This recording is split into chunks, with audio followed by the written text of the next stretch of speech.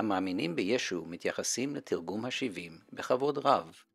תרגום ה-70 הינו תרגום עתיק של התנ"ך ביחד עם הברית החדשה, בתוספת ספרי חוץ כמו יהודית וספרי המכבים. מיסיונרים מרבים לומר שתרגום ה-70 מהווה תרגום של גרסה קדומה של התנ"ך שיותר מדויקת מהתנ"ך שלנו.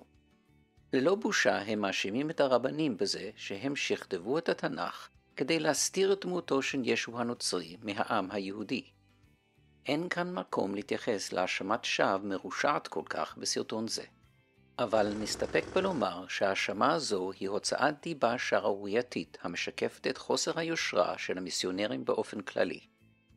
בגלל הערצתם של אוהבי ישו לתרגום ה-70, אנחנו בוואנגוד חושבים שזה רעיון טוב לבדוק מדי פעם מה יש לתרגום ה-70 לומר על פסוקים חשובים לנוצרים, בהדגשת דווקא בפסוקים שהנוצרים מהססים לצטט מתרגום ה-70.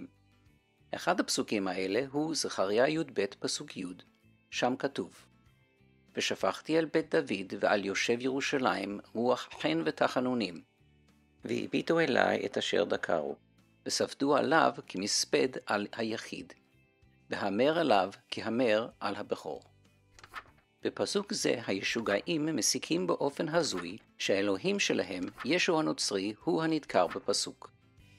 בסרטונים קודמים כבר הוכחנו שאין לפסוק הזה שום קשר בכל צורה שהיא לישו הנוצרי, ולכן אין טעם שנחזור על ההוכחות האלה היום.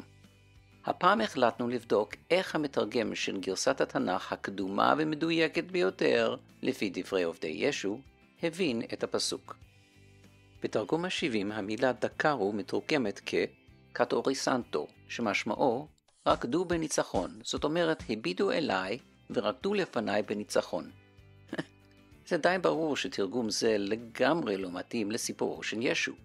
זה כל כך לא מתאים שיוחנן, שרצה בכל כוחו לקשור את הפסוק הזה לישו הנוצרי, מצטט ממרכאות בצורה יצירתית מאוד את הפסוק, כך שהוא מחליף את המילה קטוריסנטו במילה אקסקנדיסן, שמשמעו רצעו, כמו עם מרצע, כפי שכתוב בדברים ט"ו י"ז.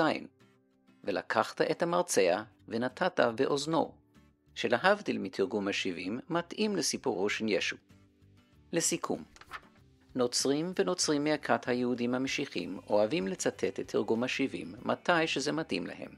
כשזה מתאים להם, הם מצהירים מעל כל במה שהוא תרגום יהודי של התנ"ך, אבל כשזה לא מתאים להם, אפשר לחשוב שהוא לא קיים.